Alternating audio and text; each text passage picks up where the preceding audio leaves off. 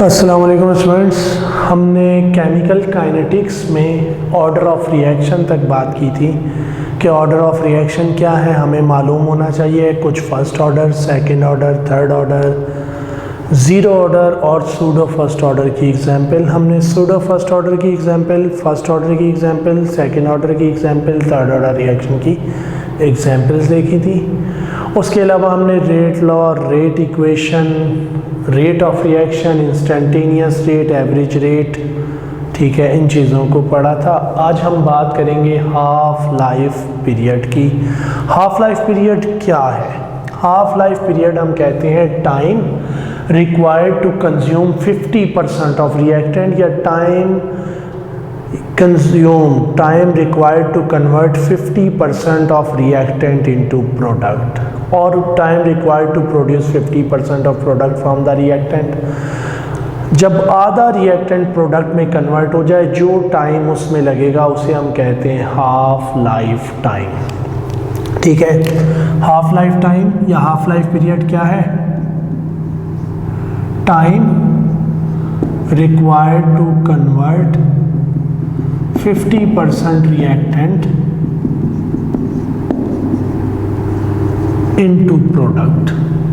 अब हम इसकी एक एग्जांपल देखते हैं। जैसे कि हमने बात की N2O5 अगर ब्रेक होता है तो ये प्रोड्यूस करता है N2O4 प्लस O2। ठीक है, N2O5 N2O4 बनाएगा प्लस O2 प्रोड्यूस होगा। ठीक है, ये हमारे पास इक्वेशन हो गई। N2O5 N2O4 plus O2 produce कर रहा है।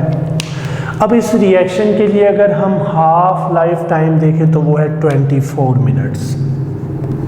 24 minutes is half life of this reaction.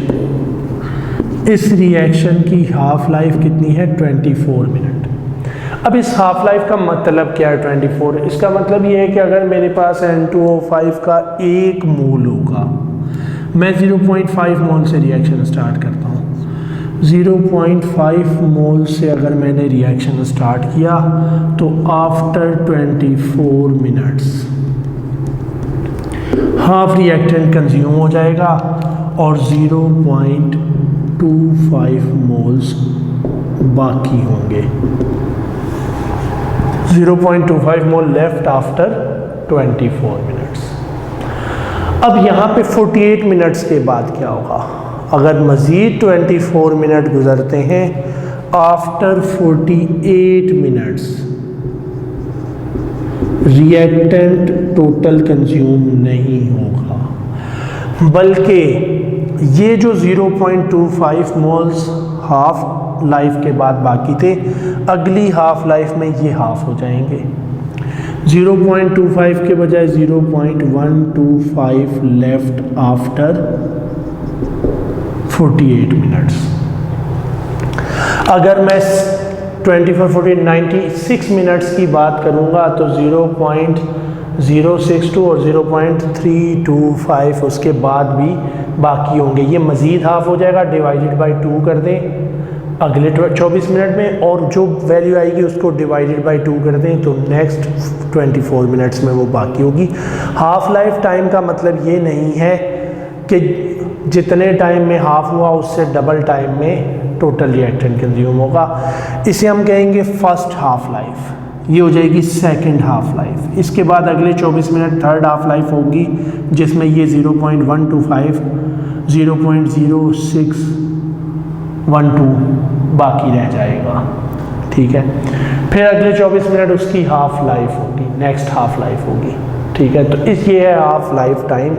इसकी हम एक और एग्जांपल कॉमन है जो कि हमें मालूम होनी चाहिए। 92U235 की हाफ लाइफ है 710 मिलियन ईयर्स।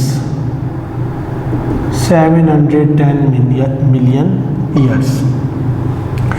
इसका मतलब क्या है कि अगर 1 किलोग्राम ऑफ 92U235 हमारे पास हो तो 710 मिलियन ईयर्स के बाद हाफ डिके हो जाएगी और हाफ kg फिर बाकी होगा। अगले हाफ kg को 0.25 kg में कन्वर्ट होने के लिए नेक्स्ट 710 मिलियन ईयर्स रिक्वायर्ड है।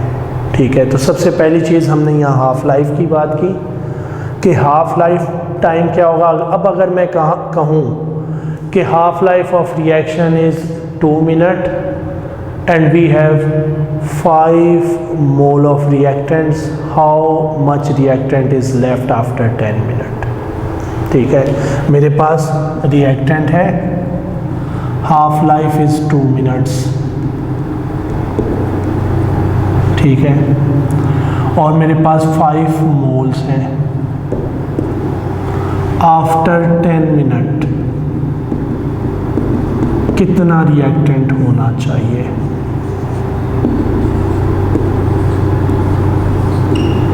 हाँ जी, मुझे पता है हाफ लाइफ इज़ 2 मिनट। पहले 2 मिनट के बाद 2.5 मोल होंगे, दूसरे 2 मिनट के बाद 2.5 डिवाइडेड बाई 2 0.125 मोल होंगे, तीसरी हाफ लाइफ 0.125 डिवाइडेड बाई 2 हो जाएगी, 0.125 डिवाइडेड बाई 2 कर दें, ये हो जाएगी third half life 0.125 divided by 2। उसके बाद जो बचेगा उसको डिवाइड कर दें 2 से, और फाइनली उसके बाद जो बचेगा वो उसको भी हम फाइनल 2 से डिवाइड कर दें। तो फिफ्थ हाफ लाइफ हमें चाहिए, उसकी फिफ्थ हाफ लाइफ हम देखेंगे कितनी है। ठीक है, वो हमारे पास रिएक्टेंट बाकी होगा। ठीक है, तो हाफ लाइफ टाइम हमें मालूम होना चाहिए। हमें ये मालूम हो कि हम कैसे हाफ लाइफ मेजर कर सकते हैं। हाफ लाइफ को ये नहीं समझना है कि हाफ लाइफ का मतलब है हाफ रिएक्टेंट कंज्यूम, अगले उतने ही टाइम में टोटल रिएक्टेंट कंज्यूम। अब what is the relationship between half life and order of reaction? हम बात करते हैं रिलेशनशिप की, हाफ लाइफ पीरियड का क्या रिलेशन है। जी स्टूडेंट्स, हम बात करने लगे थे हाफ लाइफ पीरियड और ऑर्डर ऑफ रिएक्शन की रिलेशनशिप की, लेकिन यहाँ पे एक चीज़ हम मज़ीद देखते हैं। देखें, ये जो रिएक्शन है ये हमने पढ़ा था फर्स्ट ऑर्डर रिएक्शन में। ठीक है, ये कैसा रिएक्शन था? फर्स्ट ऑर्डर की एग्जाम्पल में हमने पढ़ा था N2O5 की decomposition to N2O4 and O2, और यहाँ पे हमने देखा 0.5 मोल है, अगर 24 मिनट में 0.25 बाकी बचेंगे। ये आ गई फर्स्ट हाफ लाइफ। अब 0.25 को मज़ीद हाफ होने के लिए अगले 24 मिनट रिक्वायर्ड है। नेक्स्ट 24 मिनट 0.25 को 0.125 में चेंज करेंगे। इसका मतलब है कंसंट्रेशन चेंज होने से हाफ लाइफ पे कोई इफेक्ट नहीं आया। इसका मतलब है in first order reaction half life is independent of concentration of reactant. First order reaction में half life concentration of reactant पे डिपेंड नहीं करी। जैसे कि हमने कहा डिसइंटीग्रेशन ऑफ 92U235, यूरेनियम का डिसइंटीग्रेशन एक फर्स्ट ऑर्डर रिएक्शन है। क्यों? क्योंकि इसकी हाफ लाइफ 710 मिलियन ईयर्स है। 710 मिलियन ईयर्स में 1 kg हाफ kg में चेंज होगा, तो नेक्स्ट हाफ kg फिर 710 मिलियन ईयर्स ही लेगा। इसका मतलब है कि कंसंट्रेशन तो हाफ हुई है, लेकिन हाफ लाइफ पे उससे कोई इफेक्ट नहीं आया। तो इसकी half life first order reaction में हाफ लाइफ कंसंट्रेशन पे डिपेंड नहीं कर रही। अब हम बात करते हैं relationship between half life and order of reaction. Half life और ऑर्डर ऑफ रिएक्शन का क्या रिलेशन है? Relationship between half life and order of reaction. भाई हम कहते हैं half life is inversely proportional to the concentration raise to the power 1 less than order of reaction. इसका मतलब है अगर मैं इक्वेशन लिखूं T1/2 is inversely proportional to concentration, मैं A से रिप्रेजेंट कर रहा हूँ कंसंट्रेशन को, is inversely proportional to concentration raise to the power 1 less than order of reaction. अगर मैं कहता हूँ n is the order of reaction, तो यहाँ n-1 आ जाएगा। ये रिलेशनशिप है हाफ लाइफ और ऑर्डर ऑफ रिएक्शन का।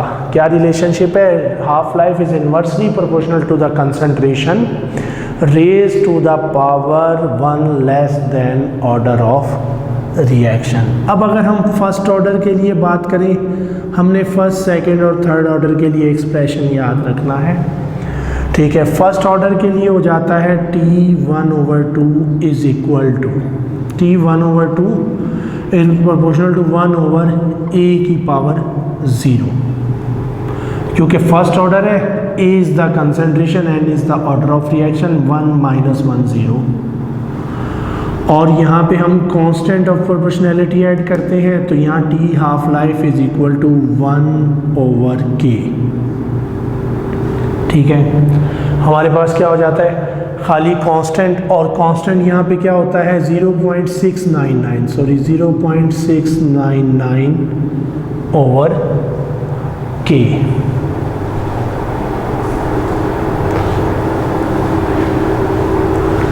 ज़ीरो 0.693 होता है, 0.693/k। ये है हमारे पास कांस्टेंट की वैल्यू। तो यहाँ पे T half life is equal to 0.693/k। अब अगर हम सेकंड ऑर्डर की बात करते हैं, तो सेकंड ऑर्डर के लिए T1/2 is equal to 1/a⁻1 हो जाएगा हमारे पास, ठीक है। और हमें मालूम है n-1 है, फर्स्ट और सेकेंड ऑर्डर है, तो 2 - 1 हमारे पास क्या हो जाएगा? 1 हो जाएगा। यहाँ पे भी हम कांस्टेंट ऐड कर देंगे, कांस्टेंट ऑफ प्रोपोर्शनैलिटी आ जाता है 1/k, तो T half life for second order is 1/k × A हो जाती है हमारे पास, ठीक है। इसी तरह थर्ड ऑर्डर रिएक्शन की अगर बात करें, तो T half life is proportional to 1/n-1 है, 3 - 1 इज इक्वल टू 2, ठीक है। यहाँ पे प्रोपोर्शनैलिटी ऐड करेंगे, यहाँ कांस्टेंट आता है 1.5/k, तो ये हो जाएगा 1.5/k × A²। ये हमारे पास है थर्ड ऑर्डर के लिए, सेकंड ऑर्डर के लिए और फर्स्ट ऑर्डर के लिए हाफ लाइफ का एक्सप्रेशन। स्टूडेंट्स, अब हम बात करते हैं रेट ऑफ रिएक्शन की डिटर्मिनेशन की। How to determine rate of reaction. Method of determination of rate of reaction हमें मालूम होने चाहिए। कौन कौन से मेथड हैं, हम कैसे डिटरमाइन कर सकते हैं। अगर कोई ग्राफ गिवन हो तो हम रेट ऑफ रिएक्शन कैसे डिटरमाइन करेंगे। तो सबसे पहली बात, रेट ऑफ रिएक्शन डिटरमाइन करने का पहला मेथड है हमारे पास ग्राफिकल मेथड। हम किसी भी ग्राफ से रेट ऑफ रिएक्शन डिटरमाइन कर सकते हैं, और कैसा ग्राफ होगा? कंसंट्रेशन एंड टाइम के अगेंस्ट ग्राफ। एक रिएक्शन परफॉर्म किया जाए, रेगुलर इंटरवल ऑफ टाइम के बाद कंसंट्रेशन मालूम की जाए, और उस कंसंट्रेशन और टाइम को प्लॉट कर लिया जाए। एक एक्सिस पे टाइम, दूसरे एक्सिस पे कंसंट्रेशन। हमारे पास कर्व आएगा, इस कर्व का किसी भी पॉइंट पे हम स्लोप लें तो वो हमें रेट ऑफ रिएक्शन बताएगा। और स्लोप हम कैसे लेते हैं? इसका मतलब rate of reaction can be determined from a plot graph plotted against concentration and time and tangent slope of the curve at any point give rate of reaction. Slope कैसे लेंगे? हम कहीं पे भी टेंजेंट ड्रॉ करें, ठीक है। हम टेंजेंट ड्रॉ कर लें। अब इस टेंजेंट को हम ट्रायंगल में चेंज कर लें। यहाँ पे टाइम है इस एक्सिस पे, ये ABC, B और C क्या हो जाएगा हमारे पास? टाइम। A और B क्या हो जाएगा? कंसंट्रेशन। तो रेट ऑफ रिएक्शन क्या हो जाएगा? Concentration divided by time. यहाँ से जो भी वैल्यू आ जाएगी हमारे पास। ये हमारे पास हाइपोटेन्यूस है, ये परपेंडिकुलर है, ये इसकी बेस है, ठीक है। तो एक तो हमारे पास ये तरीका है, हम यहाँ से किसी भी चीज़ के लिए रेट ऑफ रिएक्शन मालूम कर सकते हैं। अगर यहाँ पे कोई वैल्यूज़ गिवन हो, ग्राफ गिवन है, यहाँ पे इस एक्सिस पे वैल्यूज़ मौजूद हैं, इस एक्सिस पे वैल्यू मौजूद हैं, और कहा जाए बताएं रेट ऑफ रिएक्शन क्या है, तो सिंपली कहीं पे भी टेंजेंट ले लें या टेंजेंट ड्रॉ है तो ए और बी ये जो डिफरेंस है ये डिफरेंस मेजर करें कितना है, यहाँ टाइम का जो डिफरेंस है कितने सेकंड टाइम आ रहा है डिवाइड कर दें, आपके पास रेट ऑफ रिएक्शन आ जाएगा। ठीक है, एक तो हमारे पास रेट ऑफ रिएक्शन डिटर्मिनेशन का ये मेथड हो गया। उसके अलावा हमारे पास कंसंट्रेशन मालूम करने के फिजिकल मेथड भी है, कंसंट्रेशन हम केमिकली भी डिटरमाइन कर सकते हैं। तो हम बात करते हैं फिजिकल मेथड्स की। फिजिकल मेथड हमें मालूम है कंसंट्रेशन डिटरमाइन करने के वो मेथड हैं जिसमें हम कोई फिजिकल पैरामीटर मेजर करते हैं, और फिजिकल मेथड में सबसे पहले हमारे पास स्पेक्ट्रोमेट्रिक मेथड आ जाता है। अगर हम स्पेक्ट्रोमेट्रिक मेथड यूज़ करें, spectrometric method is applicable to the reactant और products which are coloured which absorb light. ऐसे रिएक्शन जो कि लाइट एब्जॉर्ब करेंगे, ऐसे सब्सटेंस को हम स्पेक्ट्रोमेट्रिक मेथड से कंसंट्रेशन मालूम कर सकते हैं। And concentration is directly proportional to absorbance of light. ठीक है, जो लाइट एब्जॉर्ब हुई कंसंट्रेशन उसके डायरेक्टली प्रोपोर्शनल होगी। ठीक है, applicable to substance absorb UV visible और इंफ्रारेड रेडिएशंस। दूसरा मेथड है हमारे पास conductometric method. Conductometric method applicable होगा ऐसे रिएक्शंस पे जिसमें आयंस प्रोड्यूस हो, विच प्रोड्यूस आयंस। तो हम ऐसे रिएक्शन की कंसंट्रेशन कंडक्टोमेट्रिक मेथड से मालूम कर सकते हैं, क्योंकि जब आयंस प्रोड्यूस होंगे तो उसकी कंडक्टेंस होगी, इलेक्ट्रिकल कंडक्टिविटी होगी, and conductivity increases with increase in concentration of ions. तो हम कंडक्टोमेट्रिक मेथड आयोनिक रिएक्शंस पे अप्लाई कर सकते हैं। आयोनिक रिएक्शंस में हम कंसंट्रेशन मालूम करें विद पैसेज ऑफ टाइम, हम कंडक्टेंस मेजर कर लें। तीसरा मेथड है हमारे पास dilatometric method. Dilatometric method is applicable to the reaction in which change in volume occurs, जिसमें रिएक्शन होने पे वॉल्यूम में कोई चेंज आए तो हम उस चेंज ऑफ वॉल्यूम से अगर कंसंट्रेशन डिटरमाइन करें तो इसे डायलेटोमेट्रिक मेथड कहते हैं। Reaction which involve change in volume, तो वहाँ हम डायलेटोमेट्रिक मेथड यूज़ कर सकते हैं। चौथा मेथड है हमारे पास पोलैरिमेट्रिक। पोलैरिमेट्रिक मेथड ऑप्टिकल मेथड और पोलैरिमेट्री वहाँ इस्तेमाल हो सकती है जहाँ पे रिएक्शन में किसी रिएक्टेंट या प्रोडक्ट की ऑप्टिकल रोटेशन है। ठीक है, और हम ये चीज़ पढ़ चुके, सेकेंड ईयर केमिस्ट्री में आप पढ़ चुके कि कायरल कार्बन जहाँ पे मौजूद होगा it rotate plane polarized light, इसे ऑप्टिकल रोटेशन कहते हैं। तो पोलैरिमेट्रिक मेथड वहाँ एप्लीकेबल है जहाँ पे ऑप्टिकल रोटेशन होगी। ठीक है, और ऑप्टिकल रोटेशन से हम प्रोग्रेस ऑफ रिएक्शन को मॉनिटर कर सकें, वहाँ हम पोलैरिमेट्रिक मेथड यूज़ कर लेते हैं। उसके बाद हमारे पास मौजूद है रिफ्रैक्टोमेट्रिक मेथड। रिफ्रैक्टोमेट्रिक मेथड जहाँ पे रिफ्रैक्टिव इंडेक्स चेंज हो रिएक्शन मिक्सचर का, कोई ऐसा रिएक्टेंट या प्रोडक्ट हो जिसका एक स्पेसिफिक रिफ्रैक्टिव इंडेक्स हो।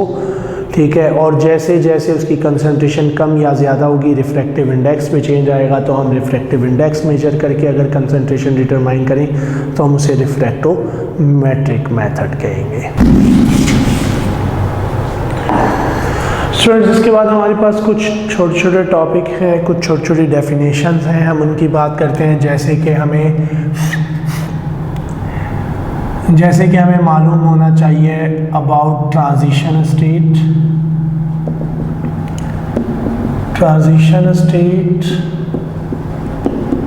एक्टिवेटेड कॉम्प्लेक्स और रिएक्शन इंटरमीडिएट्स या रिएक्टिव इंटरमीडिएट्स। ठीक है, हम किन्हें कहेंगे रिएक्टिव इंटरमीडिएट, ट्रांजिशन स्टेट या एक्टिवेटेड कॉम्प्लेक्स? तो ट्रांजिशन स्टेट और intermediates are short lived species. Reactive intermediate क्या है? शॉर्ट लिव स्पीशीज हैं, शॉर्ट लिव।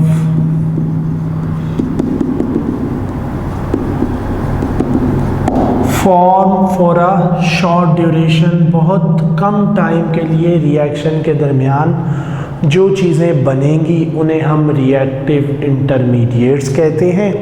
इसका मतलब है reactive intermediates are highly reactive. Intermediate जो होते हैं वो कैसे होते हैं? हाईली रिएक्टिव होते हैं और इनकी एनर्जी क्या होती है? हाई एनर्जी होते हैं। ट्रांजिशन स्टेट इसी तरह है। ट्रांजिशन स्टेट क्या है? किसी भी रिएक्शन के दरमियान बनने वाली वो स्टेट जो कि मुख्तसर टाइम के लिए होगी, शॉर्ट टाइम के लिए होगी और हाई एनर्जी होगी, जो कि फौरी ब्रेक हो जाएगी, किसी और प्रोडक्ट में चेंज हो जाएगी, उसे हम ट्रांजिशन स्टेट कहेंगे। ऐसी चीज़ों को हम ट्रांजिशन स्टेट, एक्टिवेटेड कॉम्प्लेक्स या रिएक्शन इंटरमीडिएट्स कहते हैं। ठीक है, उसके बाद हम बात करते हैं एक्टिवेशन एनर्जी की। Energy of activation. Activation energy क्या है? Activation energy is the minimum amount of energy. Activation energy क्या चीज है? Minimum energy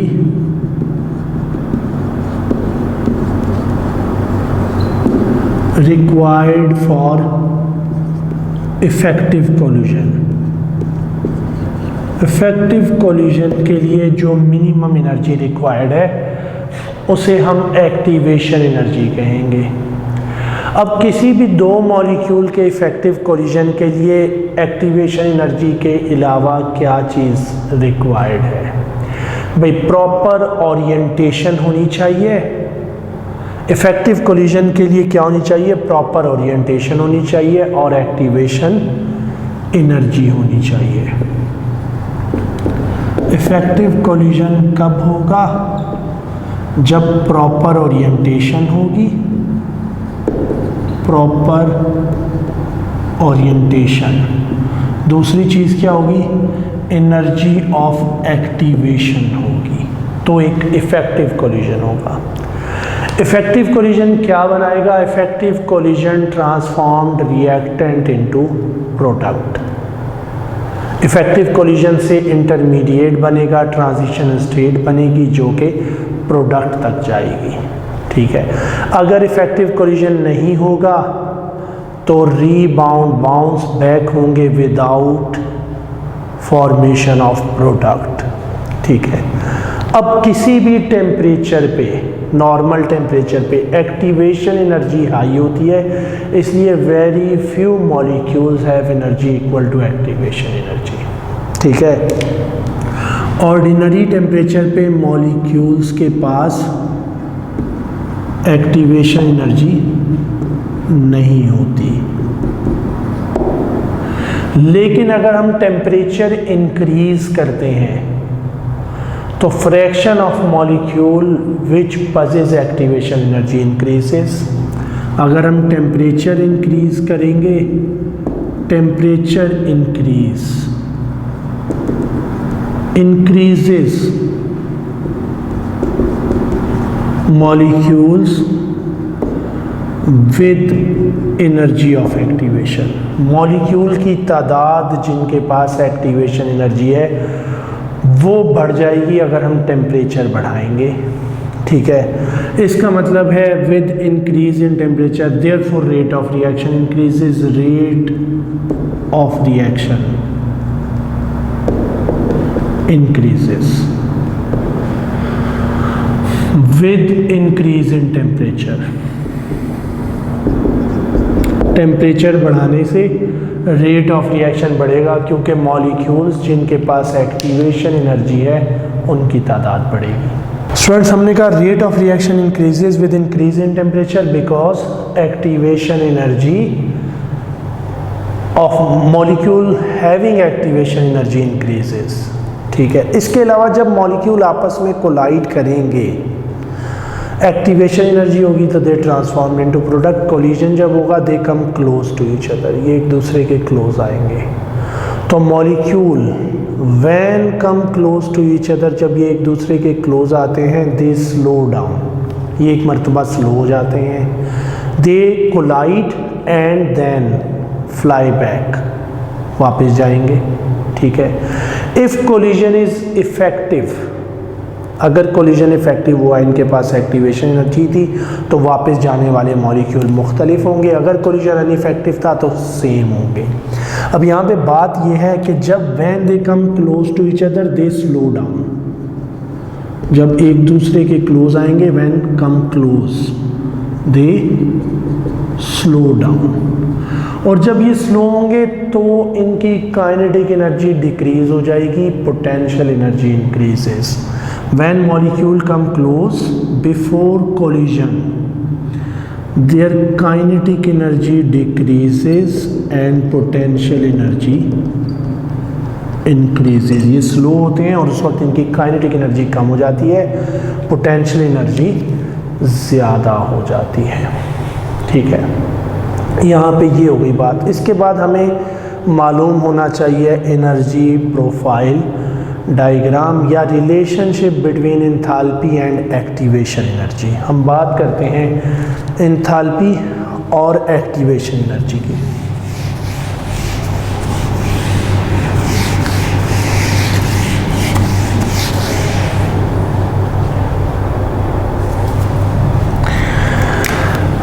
enthalpy delta H, activation energy E A of reaction, energy of activation. Enthalpy is the total heat content of reaction. जी students, तो हम बात कर रहे थे एंथैल्पी एंड एक्टिवेशन एनर्जी की, और हमने कहा enthalpy delta H is heat content of system, और एंथैल्पी हम कहते हैं difference of potential energy of reactant and product. अब एक्टिवेशन एनर्जी क्या है? हमने कहा minimum energy required for effective collision. हम ग्राफ देख लेते हैं ज़रा एक्सोथर्मिक और एंडोथर्मिक रिएक्शन का। इस एक्सिस पे हमारे पास एनर्जी है और दूसरे एक्सिस पे हमारे पास रिएक्शन पाथ है। ये मेरे पास रिएक्टेंट है, एक्सोथर्मिक रिएक्शन है, ये मेरे पास प्रोडक्ट आ गया। एंडोथर्मिक रिएक्शन है, ये मेरे पास रिएक्टेंट आ गया और ये मेरे पास प्रोडक्ट आ गया। अब ये रिएक्टेंट प्रोडक्ट में कन्वर्ट होगा। यहाँ से यहाँ तक का ये जो डिफरेंस है ये डेल्टा एच है। ये डिफरेंस हमारे पास डेल्टा एच है, एंथैल्पी चेंज। ये डिफरेंस एक्टिवेशन एनर्जी है, ये इस रिएक्शन की एक्टिवेशन एनर्जी आ गई। ये एंडोथर्मिक का प्रोफाइल आ गया। एंडोथर्मिक के प्रोफाइल में, एनर्जी प्रोफाइल में हमें क्या चीज़ नज़र आएगी? प्रोडक्ट की एनर्जी रिएक्टेंट से ज़्यादा, एक्सोथर्मिक में प्रोडक्ट की एनर्जी रिएक्टेंट से कम। अब यहाँ दूसरी बात हमें ये पता चलती है फॉर एक्सोथर्मिक रिएक्शन, अगर रिएक्शन एक्सोथर्मिक है, ठीक है, तो activation energy of forward reaction is less than activation energy of reverse reaction. Exothermic के केस में फॉरवर्ड रिएक्शन की एक्टिवेशन एनर्जी ये रही, रिवर्स रिएक्शन की एक्टिवेशन एनर्जी की वैल्यू ये है। तो रिवर्स की एक्टिवेशन एनर्जी ज़्यादा होगी, फॉरवर्ड की एक्टिवेशन एनर्जी कम होगी। अगर हम एंडोथर्मिक रिएक्शन लेंगे तो तो एंडोथर्मिक रिएक्शन में फॉरवर्ड के लिए एक्टिवेशन एनर्जी ये है, रिवर्स रिएक्शन ये प्रोडक्ट है, तो रिवर्स रिएक्शन के लिए एक्टिवेशन एनर्जी की वैल्यू ये है। तो activation energy of reverse reaction is less than activation energy of forward reaction. ठीक है, एंडोथर्मिक के केस में रिवर्स की एक्टिवेशन एनर्जी कम होगी, फॉरवर्ड के लिए एक्टिवेशन एनर्जी की वैल्यू लार्ज होगी। Delta H H2 minus H1 small value minus large value है, यहाँ पे large value minus small value है, यहाँ साइन पॉजिटिव होगा, यहाँ साइन नेगेटिव होगा। ठीक है, ये हमारे पास एनर्जी प्रोफाइल डायग्राम है जो कि हमें पता होना चाहिए। हमें ये मालूम होना चाहिए कि एक्टिवेशन एनर्जी किसकी फॉरवर्ड रिएक्शन में ज़्यादा है, किसकी रिवर्स के लिए ज़्यादा है, किसकी फॉरवर्ड के लिए कम है, किसकी रिवर्स के लिए कम है। जी स्टूडेंट्स, तो हम बात करते हैं determination of order of reaction की। ऑर्डर ऑफ रिएक्शन हम डिटरमाइन कर सकते हैं by using hit and trial method. आपको नाम मालूम होने चाहिए तमाम मेथड्स के। उसके बाद एक फार्मूला गिवन है हमारे पास हाफ लाइफ मेथड का और मेथड ऑफ लार्ज एक्सिस की, दो लाइन की एक्सप्लेनेशन है, तो हमें वो मालूम होना चाहिए इसका मतलब क्या है लार्ज एक्सिस का। एक हिट एंड ट्रायल मेथड है, दूसरा ग्राफिकल मेथड है, तीसरा डिफरेंशियल मेथड है, चौथा हाफ लाइफ मेथड है, पांचवा है मेथड ऑफ लार्ज एक्सिस। तो हमें नाम मालूम होने चाहिए क्योंकि यहाँ पे MCQs पॉसिबल क्या हो सकता है, which method is used to determine order of reaction. 4 नाम दिए हुए हैं, उसमें से चूज़ करें। अगर इन पांचों में से कोई भी मौजूद है तो ये यूज़ हो सकता है to determine order of reaction. ठीक है, इनमें से कोई एक है, बाकी 3 डिफरेंट कोई नेम गिवन है। आप बताएं कौन सा मेथड यूज़ होता है to determine order of reaction. अब इसमें से हाफ लाइफ मेथड जो है वो हाफ लाइफ मेथड से हम ऑर्डर ऑफ रिएक्शन मालूम कर सकते हैं। हमने रिलेशन पढ़ा था हाफ लाइफ और ऑर्डर का रिलेशन है T half is equal to 1/A raise to power 1 less than order of reaction, और A क्या थी, कंसंट्रेशन। तो वहाँ से हमारे पास एक इक्वेशन आती है N is equal to order of reaction is equal to 1 plus log of T2 divided by T1 over log of A2 over A1। अब यहाँ पे T1 और T2, A1 और A2 क्या चीज़ें होती हैं, A1 और A2 दो इनिशियल कंसंट्रेशन होती हैं, T1 और T2 2 हाफ लाइफ टाइम होते हैं। तो अगर हमें if we know 2 half life times and 2 initial concentration we determine order of reaction from half life method. हम हाफ लाइफ मेथड से ऑर्डर ऑफ रिएक्शन मालूम कर सकते हैं जब हमारे पास क्या चीज़ें हों, 2 इनिशियल कंसंट्रेशंस जिन्हें हम A1 एंड A2 कह रहे हैं एंड 2 हाफ लाइफ टाइम जो कि T2 और T1 है।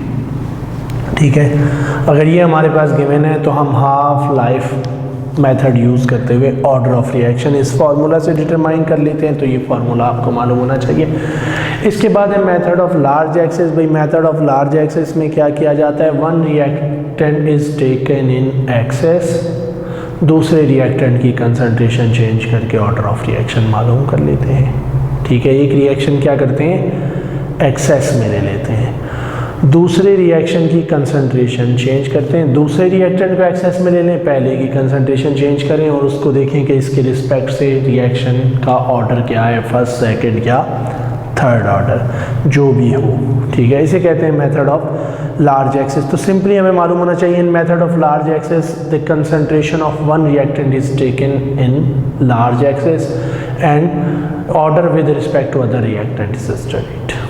इसे हम कहेंगे मेथड ऑफ लार्ज एक्सेस।